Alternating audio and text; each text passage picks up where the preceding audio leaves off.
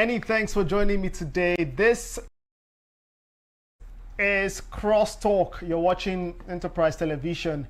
Kingsley Bass is my name. We're talking state police today, and I will be examining if this is the security solution in the country or this is another pandemic in the making. Yes, let's talk about this, or you say one of the hottest security debates in the country, and that's President Bola Tinubu's latest comment that creating state police is now unavoidable. It says Nigeria's worsening insecurity demands a homegrown approach where each state can run its policing tailored to local realities. But critics warn that this could maybe open a fresh can of worms, from political witch hunts to clashes over jurisdiction. Well, we've got two brilliant guests on the program today with me on Crosstalk to discuss this very, very interesting matter. And yes, the big question regarding this is simple. Well, maybe not so simple. Is state police really the silver bullet for insecurity in Nigeria, or a ticking time bomb for democracy? Yes, whether this is a ticking time bomb for democracy or the final solution. I'm joined again, as mentioned, by two very patriotic Nigerians. Well, let me bring them on board and then we get the conversation started. Once more, Kingsley Bass is my name. Welcome to Crosstalk. Well, I'm joined virtually today by both guests.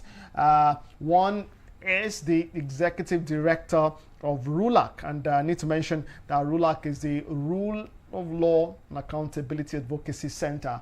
Okechukwu Nwaguma, the executive director, joins me virtually. Many thanks for joining me today. And good afternoon. Yeah, many thanks. And well, political commentator Ulu Jimmy, joins me virtually as well. Jimmy, thank you for joining the conversation. Always glad to be here. Thank you very much. Appreciate that.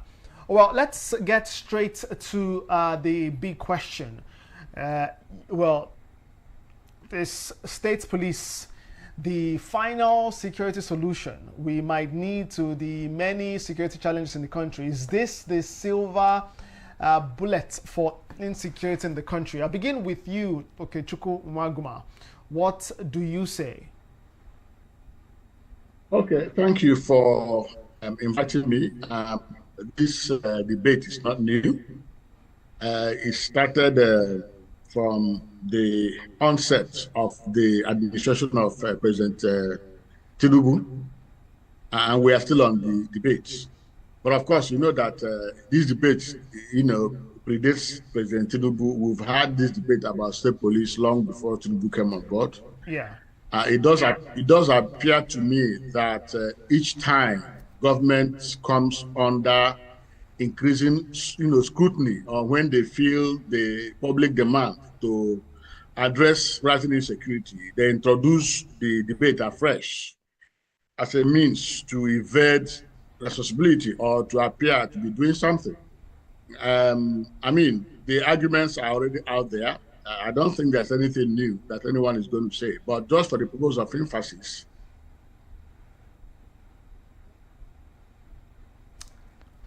The bit of a network challenge, I suppose, connectivity challenge. Hopefully we can reconnect with Okechukwu Nwaguma to continue the conversation. He was right there trying to establish his point regarding on this particular subject matter. Okechukwu, are you there? Yes. Yes, I'm here. All right, fantastic. Here, so at some point, I missed your comments. I think that's better now. So yes, you were saying that for the purpose of emphasis. Emphasis, yes. The first thing is to understand why they clamor for state police. Why are state governors establishing states controlled outfits? In Anambra, you have the Agune Chamber.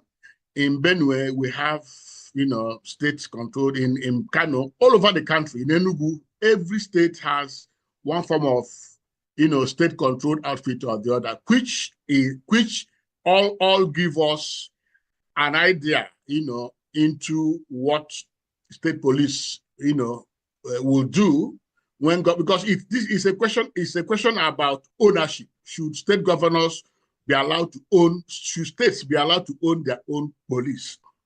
And the question is not being asked. Why is the police, as it is presently constituted, not effective in discharging its mandate that warrants this clamor for state police?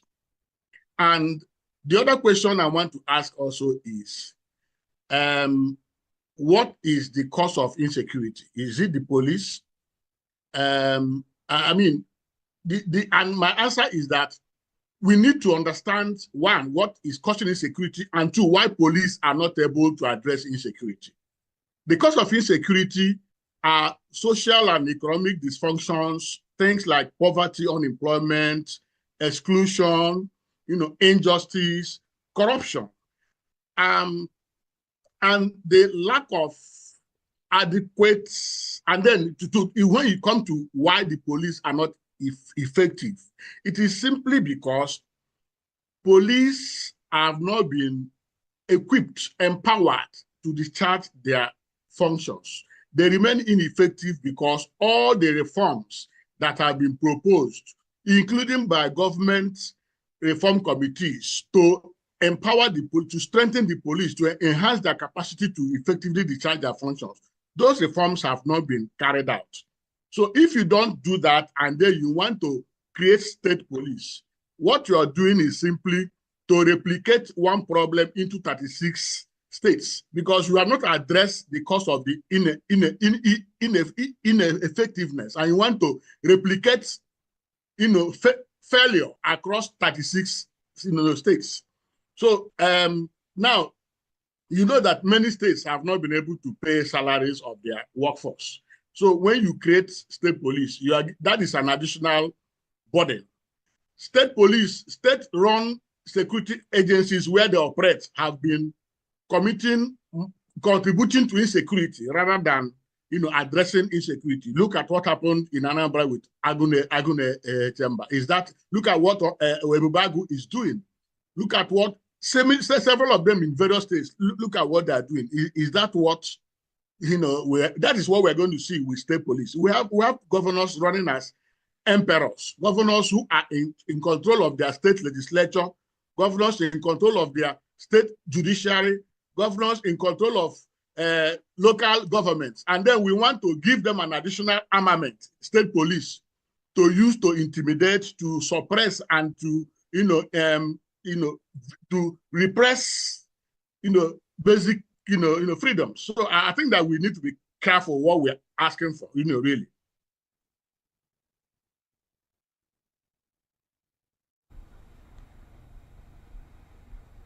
Right? Did you hear me? Yes, clearly. I'm saying that from your point of view, this is not the solution. State police is not the solution to the many insecurity challenges in the country.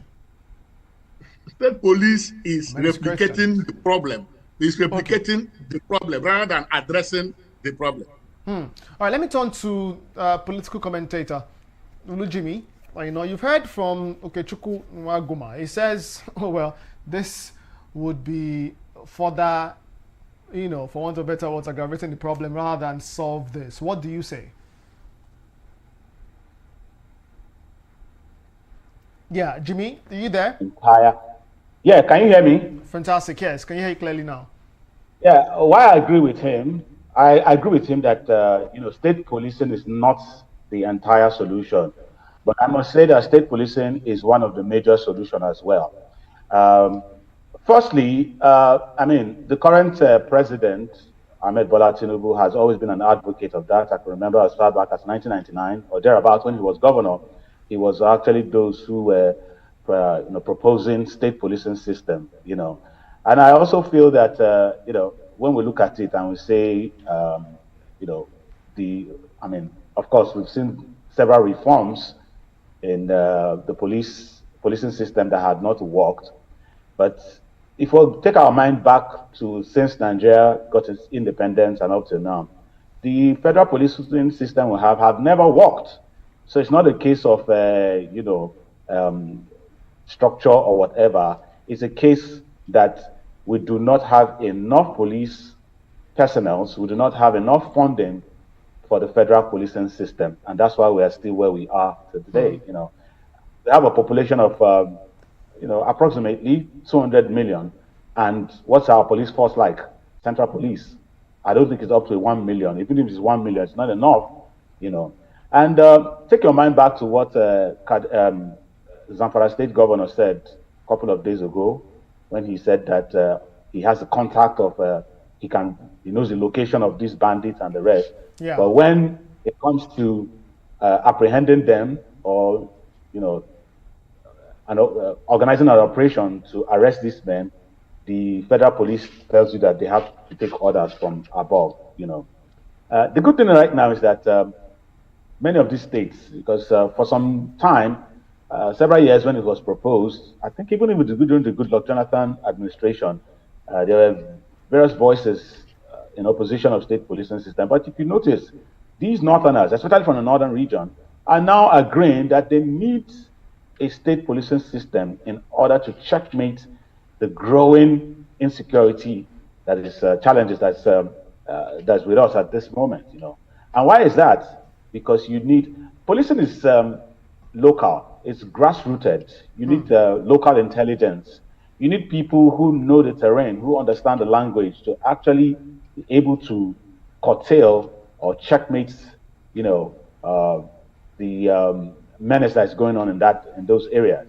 The system we have right now, where you have somebody like, for instance, you're sending Amolujimia, you're sending me to the north where I don't speak the language, I don't know the people, Of course, I'm not motivated. I wouldn't be motivated. I would rather be scared of what, I'll probably meet there. Let me tell you a story. My elder brother had a friend who was a police officer in Surulere, and he came crying to him one time and, complaining to him that he has been redeployed to Borno State, that he's not going. He was actually crying.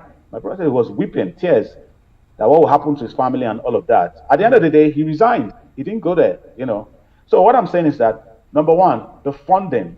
We don't have enough funds, for these for our central police or the federal policing system we have, Not at all. There's not enough to go around, and that's what things raised by, that's one of the things, raised by. Yeah, that's what I'm saying. Okay, Chukwu. Yes. Now, because of that, he did mention that states struggle to pay civil servants in the state. So if we're saying that funding is the problem, how then will state governments who are struggling, be able to fix funding challenges? See, we know why they are struggling. It's not that there's no allocation. And I think why the clamor for state policing system right now is here with us is because of the recent increase in allocation to states. Basi, they have the money. The governors have the money. We all know why it is corruption that has come. Because why do you think they always point to the central when things go wrong? They always want to blame the central. And now people are getting to know that governors should be in charge of things, should be responsible for a lot of things. They are the ones even calling for it, because for the fact that, especially in the northern region, for the fact that they've been finding it very difficult. Lots of indigents and residents in their states are now sort of against them. Now they want to control the security apparatus themselves to say, okay, let's even work with. Let's have our own blueprint to fight this thing head on, and that's why it's not when you say, they don't have salaries to pay, they do have money to, at least we've seen some states increasing the minimum wage of many of their workers. They have a security vote, which we don't even know how much it is. They keep up. So the fact that let each state take care of their security. Security challenges are peculiar to all states. What is happening in Anambra is different from the northern region and the rest. So let each state look at what challenge they have a blueprint, have their own apparatus, and fight it on. Okay, Chukwu Nwaguma, you've heard from Jimmy and his standpoint on this state police debate. What do you say? How do you respond to that? So I heard him well, and I agree with his analysis in terms of identifying some of the challenges, bedeviling, which are the bane of police effectiveness. But I don't think that those still provide any justification for state police. I say this because we have seen examples of what governors will do with state police, with what they are doing already with state-controlled apparatuses in their various, states. Now, I agree with him in terms of funding. If the issue is funding, so if you're not able to fund the police, the police as it is, what is the guarantee that state police will be funded? If the issue is manpower, as he mentioned, and I agree with him, so why don't we talk about recruitment and look at the corruption that has, trailed police recruitment, police promotion? State governors, by the way, are members of the police council, members of the police council. The president is the chairman of the police council. State governors are members of the police council. The Inspector General of Police, the chairman of the Police Service Commission, are all members of the police council. The police council hardly meets. What are the mandates of the police council? To meet periodically to advise the president on issues of security and to advise the president on appointment of the IGP when there is a vacancy.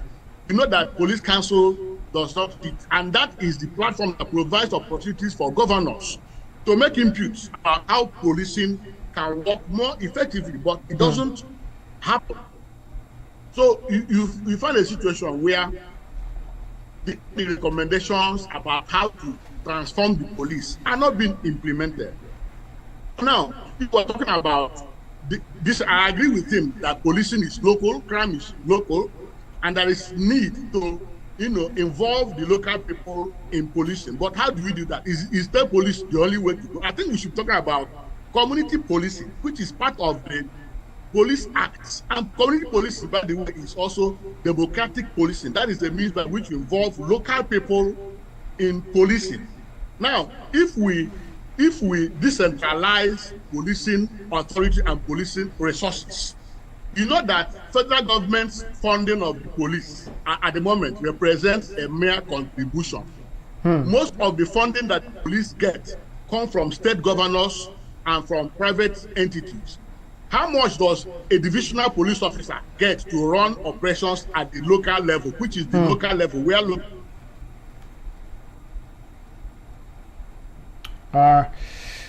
okay. Another, glitch there with Kechuku. Sorry, I lost out briefly. I don't know what happened. Yeah. So I was talking about decentralizing policing.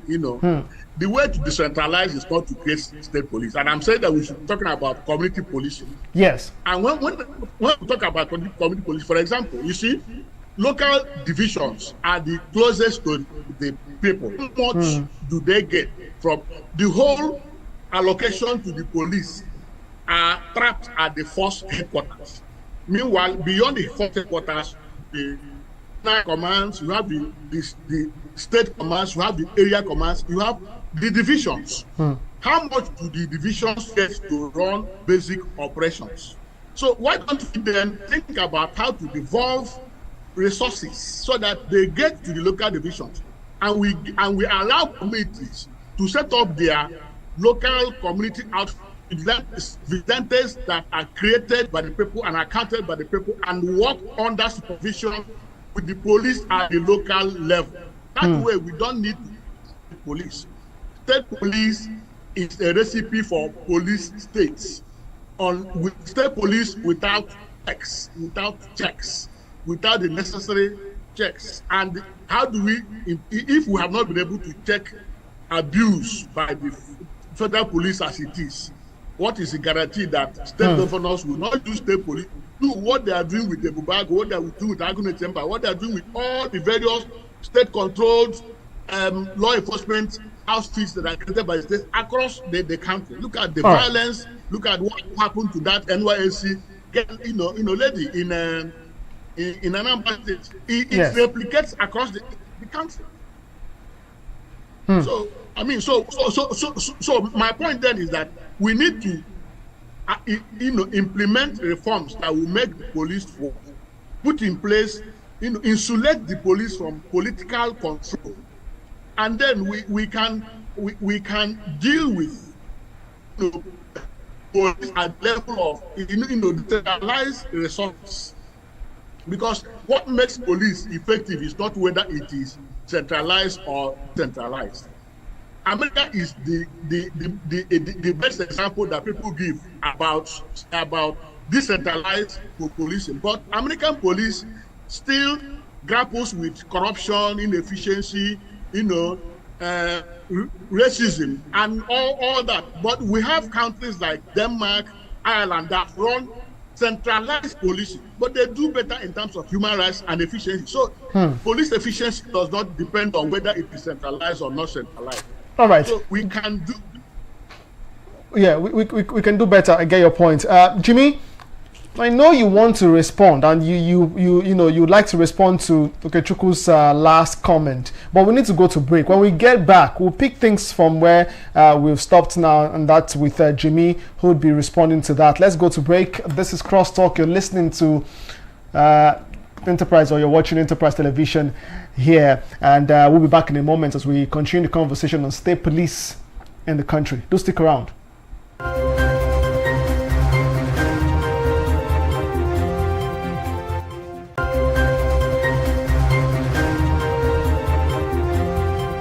Watching Enterprise Television. Kingsley Bass is my name. Okechukwu Nwaguma, Executive Director at Rule of Law and Accountability Advocacy Center, RULAC, is my guest today, alongside political commentator Dolu Jimmy. They joined me virtually, and we've been discussing state police in the country. The President, Bola Tinubu, recently, while receiving governors from the northeastern part of the country, led by Governor of Borno State, but Professor Babagana Zulum, did say that, well, at this point in the life of this country, if you like, to put it basically, state police is or cannot be avoided. And he did hint at the fact that the executive, his administration, could work with the National Assembly to put together what could be the state police that could work for the country, that the country would be proud of. Well, again, my guests today, both gentlemen, are talking to me about this. Okechukwu Nwaguma has stated his point as to the challenges that we could be faced with if we proceed with this, and he believes we're not ripe for this. Jimmy, believes that, well, the time to do so is right now. Localize, decentralize, and localize police in the country. Well, just before we headed to that break, Jimmy, it was your turn to respond. You heard Okechukwu Nwaguma's point of view regarding the challenges that we could be facing if we proceed with this move, as hinted to by the president. Well, truly, there will be challenges. I'm not going to deny that. But he mentioned about Denmark and some countries in Europe who have a centralized police. But one thing you have to agree, or one thing you should look at between or compare between Nigeria and the US, for instance, it's the population. What's the population of Denmark? I doubt if it's up to Lagos State. But the US, it's way more than ours. And any population that is up to 200 million and above, you can have a centralized policing system, And again, for the fact that we even are practicing a federal system where we're supposed to have federations, by law, by every rules, we should have a decentralized police system. You can't run a centralized police system in that kind of system that we're running. And that's why the US, where we actually, where we are operating our system from, where we replicated it, they have a policing system like that. So you have to consider the population as well. It will be effective in Denmark because their population is quite low, but it cannot be in Nigeria as big. And we've tried community policing IGPs have tried a different version of state community policing. It's not working. Why? Because we're still doing the same thing over and over again without the inputs, the larger input from the locals there. That's the thing, the fact is that once you can have people within that area, like, for instance, in some parts of Texas, where they have precinct and the rest, they have a sheriff. A sheriff in some precinct in Texas are voted in for. Imagine the head of the police, being put up for elective position. They have been elected to it, which of course helps to sort of divorce or make them independent of the governors. There are various ways to make it. Detach or reduce the power that a governor can control in a state policing system. In New York, that's the same thing. You know that the mayor of New York has more power over the governor, over the police. And of course, there are independent bodies that check on the mayor so that you don't have an abuse of power where he's had to dictate what it is.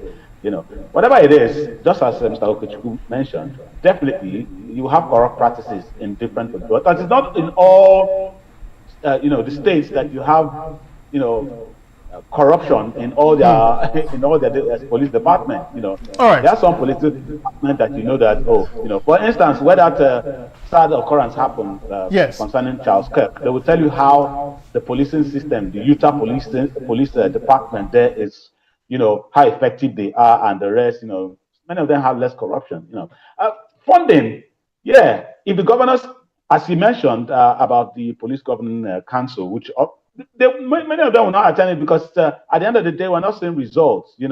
But when you have a state, controlling their policing system on how they tackle crimes, which is peculiar from one state to the other, you give them the right training, the right orientation, the right remuneration, because then you probably have people who are interested. Right now, we don't have young graduates. We don't have many of our young people do not see themselves joining the Nigerian police because of the way it has been bastardized, the reputation. But if you have a state policing system, I'm sure, based on the kind of remuneration, the training that is coming, you will have a lot of people who want to be part of that system that will make it very, very professional as it is. It might not be so well along all the states, but I tell you, states that are serious in ensuring that they have a good policing system, that will help. It will even help in attracting investors, because if I know that your state policing system is quite up to standard, of course, investors want to come to places where they know that their properties, their we've got to begin to wind down now, and because of time, let me quickly turn to Okechukwu Waguma. Okechukwu, well, as we begin to close, if you say we're not ripe for state police, recognizing the challenges, recognizing some of the hurdles that we might face if we go implementing that now, what then must be done? What must be done? What should we put in place to ensure that we move forward, get closer to the situation where we might be ripe for state police? And how soon do you think we might be ripe anyway? Successive administrations in Nigeria have set up presidential committees on police reform to advise government on the best ways to reform the police and make the police more effective. Under President Olusegun Obasanjo, we had a police presidential committee in 2006. We had another one in 2008. Under Yaradua, we had one. In 2012, we had another one under President Jonathan. And if you look at the reports of these successive presidential committees, including civil society panels on police reform, the recommendations are almost similar, very far-reaching recommendations that government has not implemented. After they receive the reports with the recommendations, they put them in the shelf. Then when something happens, they create another panel. There's no political will to implement far-reaching reforms. The government seems to like to leave the police the way they are. I told you that this whole debate about state police is a distraction. It's a distraction. And I said, community policing, what it means is simply the police working together with the local people to identify, policing priorities and to agree on solutions to address local security problems.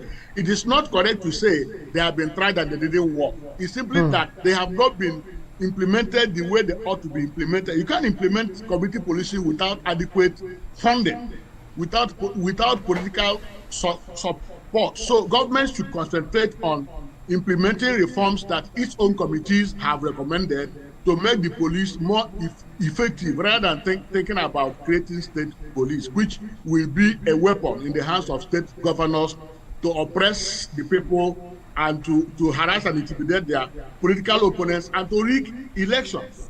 If you want to see an example of what they will use state police to do, look at what the Bubagu is doing, look at what Agnes Temple is doing, look at what similar outfits across the country, look at what they are doing. That is what they will use state police to do. Okechukwu has stated what we must do. Previous recommendations should be followed, implemented to make the police a lot more viable and effective. Jimmy, well, your final thoughts. We've got to go. The thing is that you see all those recommendations will not work because the police that we have, the police force we currently have, is beyond redemption. Let's be honest ourselves. And it's not just today; it's been years. And that's why those recommendations will never work. And that's why we need to turn our attention to state policing system, because it sort of fragments, the issue. Lagos State, take care of your own policing system, come up with your models, and the rest, there will be no problem. I understand that he mentioned about those, what do they call them? They are more like militias or just vigilantes. The one in Anambra State, we saw what happened with the NYSC. But these kind of groups that have been created are not totally backed by law. And again, because of the fact that these states have been warned not to usurp the duties of the federal police we have, and that's why we have these kind of people, going haywire. Because then they don't have a proper structure in picking those who will be part of the system, and therefore you handpick whoever comes who is just volunteering to come in there and just wants to use their newfound power to harass people, But when we pass a law that says each state take care of your policing system, we can avoid all of that, because then governors will be serious. They are backed by law. Well, they have Jimmy, you don't know too that this state militias, in quote, they are backed by state laws too. Yes. Yeah, they are backed by state laws. Yes. But you know how in Nigeria, even when you're backed by state law, they cannot entirely take over the operations of the Nigerian police force. The police force is still the main security outfit there. So there's a limitation to what they can do. And that's why you have them going about abusing their power. I think the point, Okechukwu, without belaboring the point, I think the point Okechukwu was making is that with the little powers they have, we can see the misuse, the abuse of power. When we get to the bigger picture of policing, will this not happen? Okay, let me give you an example. Yes, haven't they been sacked? But they've been sacked because they belong to them. Now tell me, how many Nigerian police personnel who extrajudicially killed people or brutally beat up people, how many of them have we been able to say they have been sacked? We can't trace them. One thing that you notice about it is that when something happens, the next thing you hear that probably that person, police personnel, have been transferred to another state, and we don't hear anything about them. No, but to be fair to the police, some persons have been charged and prosecuted, tried under the police orderly room system. We've seen suspensions too. We've seen prosecutions, Jimmy. Basi, what we have right now, compared to what these militiamen or vigilante men did in Anambra, compared to what the Nigerian police have done. That's the reason why we even had in 2020 NSAS, where of course, even after the disbanding of NSAS, we still have police. That's why in Anambra State, they could have something like Okozu, police station, where people were killed every day, where people were. That's the thing. We have seen more abuses, we've seen more brutality, extrajudicial killing from the federal policing than state. What we have many of these vigilantes. All right. My point is that if they're well backed with law, yes, we will get it right. We've got to go. Okay, Chukwu, I'm tempted to just give you 30 seconds, for your final thought, maybe 60 seconds, just to wrap, and then we can go. The same people in these outfits that he says are state militias will still be the same people that will compose the state police. They are not going to get state police from outside, from the moon. It's the same people that the government, various state governments have put together into these outfits. And by the way, they are all the Anambra outfit is established under the Anambra State Homeland Security law. All of them, Ebubagu is established under the law.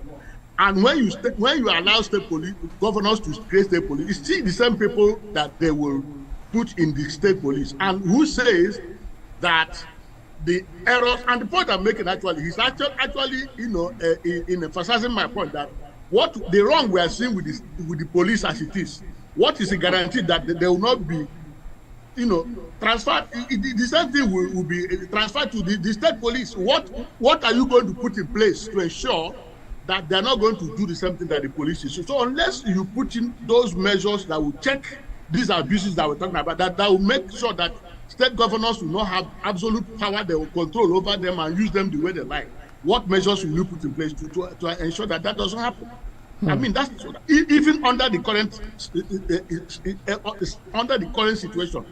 Governors are sending police from their states, from Imo, to go to Abuja and abduct a critic and bring back to Imo and detain. So, I mean, so what are we saying? Jimmy, hello? I see you. Can I just add something? Yes.